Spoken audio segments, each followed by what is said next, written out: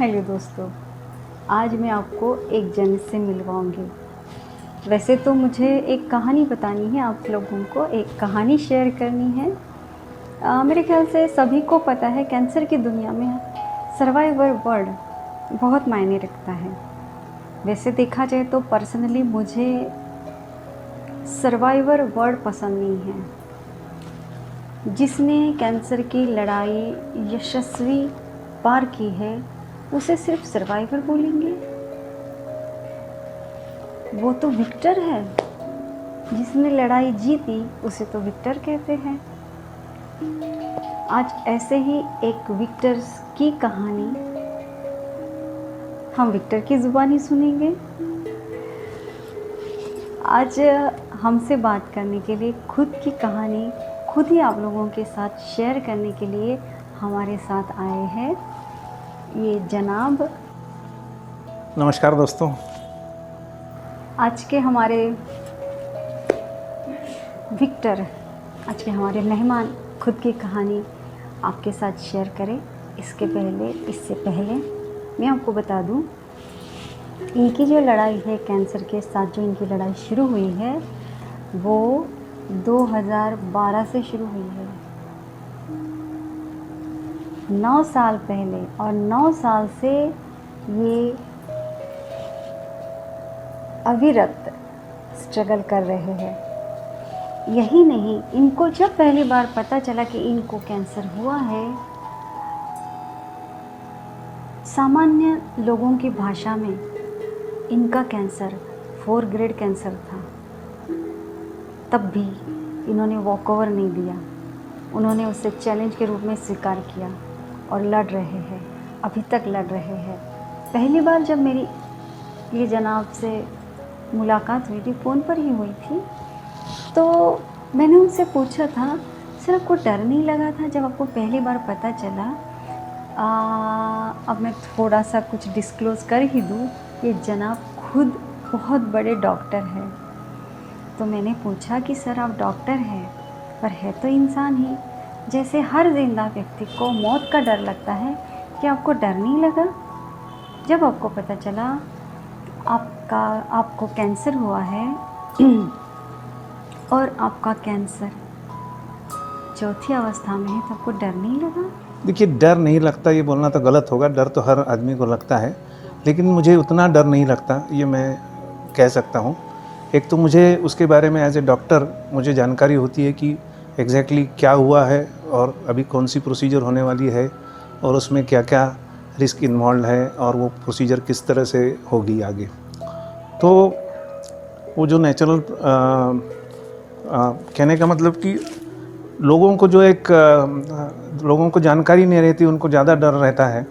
तो मुझे डर तो नहीं रहता है, डर थोड़ा सा रहता है लेकिन उतना नहीं रहता है। somehow I have adjusted to bear the pain, और जो भी वो प्रोसीजर होती है, तो I surrender myself completely and just leave it to the hands of the expert doctor who is doing the procedure। ऐसा हार्ट रेट बढ़ गया हो या मेरा प्रोसीजर के पहले बीपी बढ़ गया, कभी बीपी बढ़ने से मेरी प्रोसीजर को पोस्टपोन करना पड़ा हो, ऐसी कोई चीज़ नहीं हुई। इवन मेरा जब बड़ा ऑपरेशन था, मेरा चेस्ट का एक ऑपरेशन हुआ है जिसमें मेरे लेफ़्ट लंग का एक मिडिल लोब होता है, तो वो निकालने का ऑपरेशन हुआ है। काफ़ी बड़ा ऑपरेशन है, मतलब उसको थोरैकोटोमी कहते हैं। करीब 12 इंच का इंसिजन होगा, right from the front of the chest to the back of the chest. इतना बड़ा इंसिजन है। तो इतना बड़ा ऑपरेशन होने वाला था, तब भी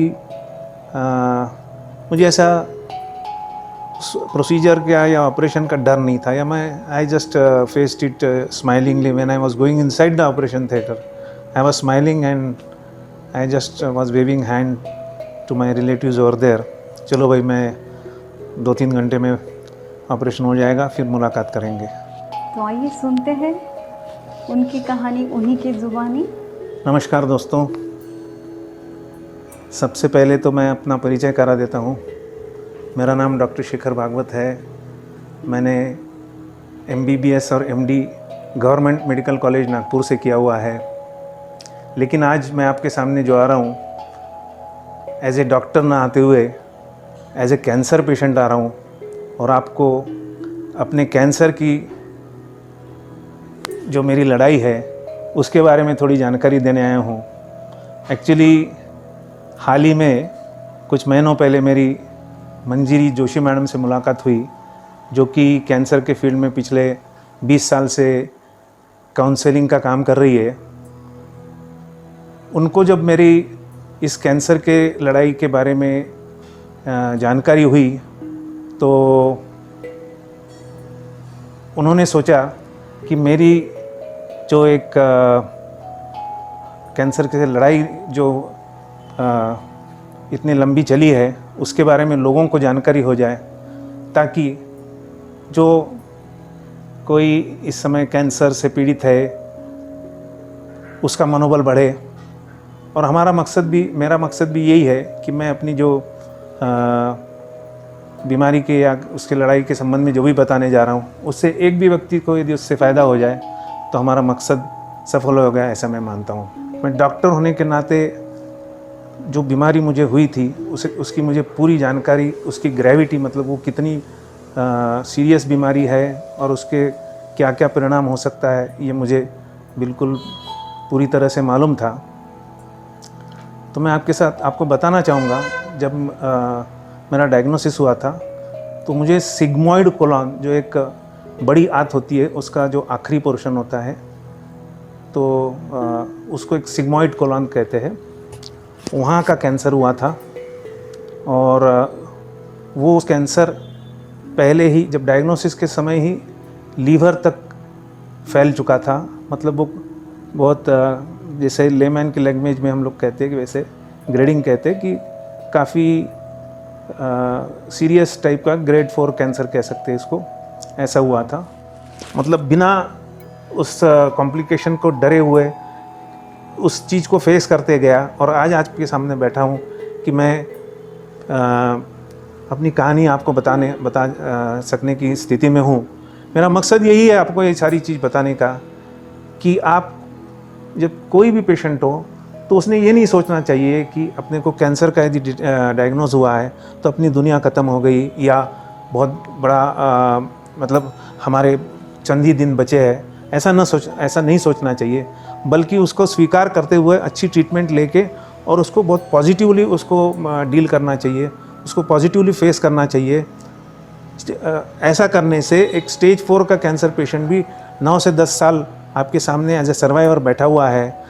ये मैं आपको मतलब ये सारी बातें बताने का केवल यही मकसद था कि आप यदि कैंसर को अच्छी तरह से फेस करेंगे तो कैंसर जैसी प्राणघातक बीमारी भी आपके संकल्प के सामने छोटी पड़ सकती है। इसलिए आप संकल्प के साथ कैंसर के साथ फाइट करिए, पॉजिटिव अप्रोच रखिए और कैंसर के ऊपर विजय आप पा सकते हैं। ये बहुत अच्छा गाना गाते हैं, सुर में गाते हैं, एक गॉड गिफ्टेड इनकी अच्छी आवाज़ है जो सुनने में अच्छी लगती है। और इस वीडियो के अंत में आप भी इनसे 2 लाइनें सुनेंगे। किशोर कुमार तर शिकलाच नव्हता गाणं, माहिती आहे का? Kishore Kumar never had a formal training of music, बिना शिकताच म्हटले त्यांनी गाणी। तुम्ही शिकले का? हे साधं सारेगमपधनिसा काय, अलंकार काय, हे काय, रागाची लक्षण गीतं वगैरे काय असतात कि जैसे मंदिर में लो दिए की, फिराग बिरहा की मत लगाना, के जल के मैं राख हो चुकी हूँ, ये राख ना फिर भी मैंने रख ली, ये राख ना फिर भी मैंने रख ली, कि जैसे मंदिर में लो दिए की, छुपा लो यूं दिल में प्यार मेरा, कि जैसे मंदिर में लो दिए की। मैं आप सभी को, ऑल व्यूअर्स को रिक्वेस्ट करती हूँ, खैर रिक्वेस्ट करने की ज़रूरत नहीं है, आपके मन से, अपने मन से खुद उद्गार निकलेंगे कि ये हमारा फाइटर, ये हमारे विक्टर हमेशा विजय ही पाते रहे। कैंसर जैसी खतरनाक बीमारी को जिस तरह से आज तक उन्होंने हराया है, आगे भी कई साल तक इनकी लड़ाई जारी रहे और ये अंतिम विजेता के रूप में हम सबसे फिर से एक बार मिलने आए। इस तरह से हम इनको शुभकामनाएं देते हैं और सारे बड़ों से मेरा निवेदन है कि पूरे मन से शुभ आशीर्वाद दीजिए हमारे ये विक्टर को। Thank you.